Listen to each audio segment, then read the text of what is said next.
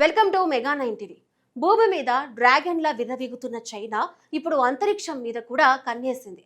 అమెరికాతో పోటీ పడుతూ స్పేస్ లో ఆధిపత్యం చెలాయించాలని భారీ మాస్టర్ స్కెచ్ వేస్తుంది. 2030 నాటికి చంద్రుడిపై కాలు మోపాలని జన్పింగ్ సర్కార్ రాత్రింబవలు శ్రమిస్తుంది. అయితే అంతరిక్ష ప్రయోగాలు అంటే వీడియో గేమ్స్ ఆడినంత ఈజీ కాదు కదా. చైనా స్పేస్ డ్రీమ్ ఇప్పుడు అక్షరాల బూడిదైపోయింది. రాత్రిపూట ఆకాశం జిగేల్మనేలా పర్ఫెక్ట్ గా నింగిలోకి దూసుకెళ్లిన ఒక భారీ రాకెట్ కేవలం 85 సెకండ్లలోనే ఫైర్ బాల్ లా పేలిపోయి శకలాలుగా కింద పడిపోయింది. చైనా టెక్నాలజీకి గుండెకాయ లాంటి లాంగ్ మార్చ్ 7A రాకెట్ కు అసలు ఏమైంది? అత్యంత కీలకమైన ఒక కమ్యూనికేషన్ శాటిలైట్ గాల్లోనే ఎందుకు క్రాష్ అయ్యింది? ఈ భారీ ప్రయోగం ఫెయిల్ అవ్వడంతో చైనా గేమ్స్ రివర్స్ కొట్టిందా? Let's watch.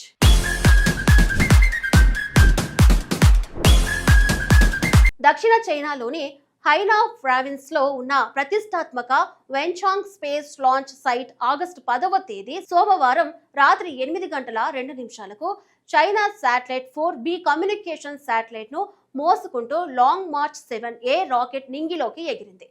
ప్రయోగం చూడటానికి వచ్చిన జనం చప్పట్లతో హోరెత్తిస్తున్నారు. కానీ ఆ ఆనందం కేవలం 85 సెకండ్లు మాత్రమే నిలిచింది. వాతావరణాన్ని చీల్చుకుంటూ వెళ్తున్న ఆ భారీ రాకెట్ ఉన్నట్టుండి ఆకాశంలోనే ఒక అగ్నిపర్వతం లాగా పేలిపోయింది. మంటలు, దట్టమైన పొగతో రాకెట్ శకలాలు దక్షిణ చైనా సముద్రంలో పడిపోయాయి. వందల కోట్ల రూపాయల ప్రాజెక్ట్ గాల్లోనే బూడిదైపోయింది. కళ్ళ ముందే రాకెట్ కాలిపోతూ ఉంటే చూస్తున్న జనం షాక్ అయిపోయారు.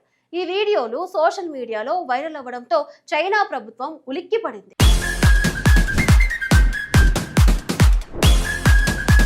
ప్రపంచానికి ఏ విషయం చెప్పాలన్నా 100 సార్లు ఆలోచించే చైనా ఈ రాకెట్ పేలుడును కూడా చాలా సింపుల్ గా కవర్ చేసే ప్రయత్నం చేసింది. రాకెట్ గమనం మధ్యలో ఒక ఫ్లైట్ అనామలీ జరిగిందని, అంటే సాంకేతిక లోపం తలెత్తిందని జిహ్నువా ప్రకటించింది. కానీ స్పేస్ ఎక్స్పర్ట్స్ ప్రకారం లాంగ్ మార్చ్ 7A రాకెట్ 60 మీటర్ల పొడవు ఉంటుంది. ఇది మొదటి దశలోనే, అంటే బూస్టర్లు వీడిపోకముందే పేలిపోయింది. ఇందులో వాడిన YF-100 ఇంజన్లలో తలెత్తిన లోపం వల్లే ఈ బ్లాస్ట్ జరిగిందని అంచనా వేస్తున్నారు. విషయం ఏంటంటే 2020 మార్చిలో జరిగిన ఈ రాకెట్ మొదటి ప్రయోగం కూడా ఇలాగే ఫెయిల్ అయ్యింది.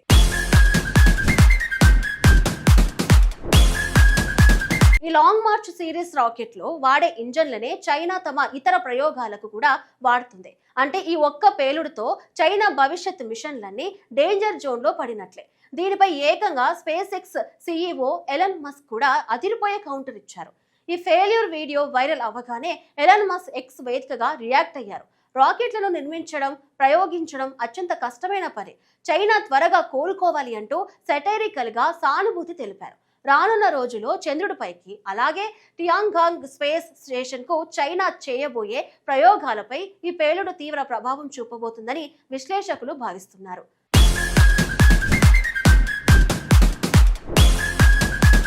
అదండి అంతరిక్షంలో చైనా ఆడిన అస్సలు గేమ్.